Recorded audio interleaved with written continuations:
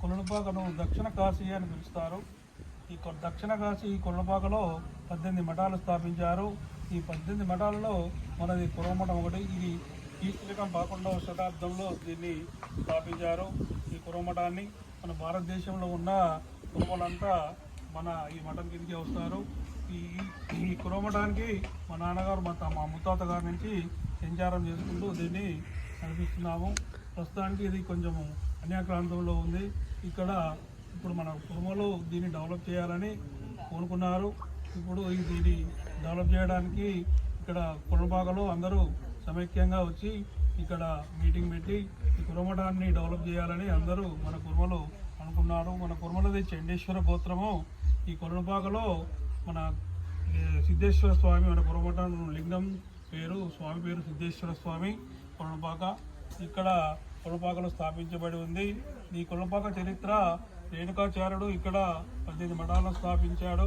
వీరశైవ మతాన్ని స్థాపించి తిరుక్కుంటూ ఇక్కడ ఈ రేణుకాచార్యుడు బాలవున్నేరులో స్థిరపడ్డాడు. అక్కడ మన వీర గోత్రంతో రంభాపురి పీఠం అక్కడ ఉంది. రెండవది శ్రీశైలము, మూడవది ఉజ్జయిని, కాశీ నాలుగవది, రంభాపురి ఐదవది. ఇక్కడ 5 జగద్గురులు ఉంటారు. మాది వీరగోత్రము. ఇక్కడ కొలనుపాకలో స్థాపించబడింది. ఇక్కడ కురవమఠానికి మేము మఠాధిపతులము.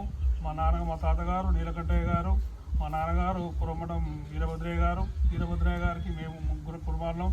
పెద్ద కుమారుడు కురవమఠం పండితారాజ్య గారు, రెండవ కుమారుడు కురవమఠం విశ్వరాజ్య గారు, మూడవ కుమారుడు కురవమఠం నీలకంఠయ్య గారు, మా అమ్మగారు కురవమఠం మల్లికాంబ గారు.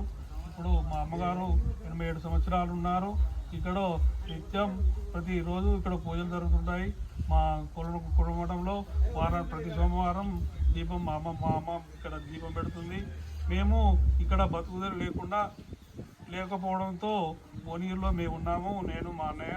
ఇప్పుడు మన కుటుంబంలో అందరూ మన కురవమఠాన్ని డెవలప్ చేద్దామని అనుకున్నారు. కాబట్టి ఇప్పుడు మన కురవమఠాన్ని అన్ని మఠాలలాగా మన కురవమఠాన్ని కూడా డెవలప్ చేసుకుంటూ ముందుకు నడిపించాలని మా యొక్క ప్రోద్బలం స్వామి సిద్ధేశ్వర స్వామి అనుగ్రహం వల్ల మన కుటుంబంలో చాలా ముందుకొచ్చారు.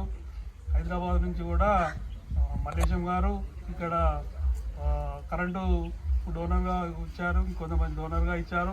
మఠాన్ని కూడా డెవలప్ చేయాలని చాలామంది కోరుకున్నారు. ఈరోజు ఆదివారం నాడు మీటింగ్ అయింది. అందరూ ఒక కమిటీ వేసి మన కురవమఠాన్ని చాలా ఉన్నత స్థితిలోకి తీసుకెళ్లాలని అందరి కుటుంబంలో ఉంది. అందుకనే ఇక్కడ మన కురవపాకలో ఉన్న కుటుంబ భక్తులు కూడా ముందుకొచ్చారు. కంపల్సరీ అందరం కలిసి ఈ కురవమఠాన్ని డెవలప్ చేసి మన కుటుంబాలని ముందుకు నడిపించాలని అందరిలో ఉంది, అందరి మనసులో ఉంది. కాబట్టి ఆ సిద్ధేశ్వర స్వామి ఈ కురవమఠాన్ని ముందు నడిపించడానికి అతని శక్తిలా ప్రయత్నిస్తాడని ఆ స్వామిని వేడుకుంటూ మన భారతదేశంలో ఉన్న కుటుంబ భక్తులందరూ కష్ట ఐశ్వర్యాలతోని ఆరోగ్యాలతోని ఆ స్వామి అనుగ్రహం వల్ల అందరూ ఇల్లా బాబా చల్లగా ఉండాలని నేను కురవమఠాధిపతిగా వారిని మన కుటుంబాన్ని ఆశీర్వదిస్తూ నేను సెలవు తీసుకుంటున్నాను. జై సిద్ధేశ్వర, జై చండేశ్వర.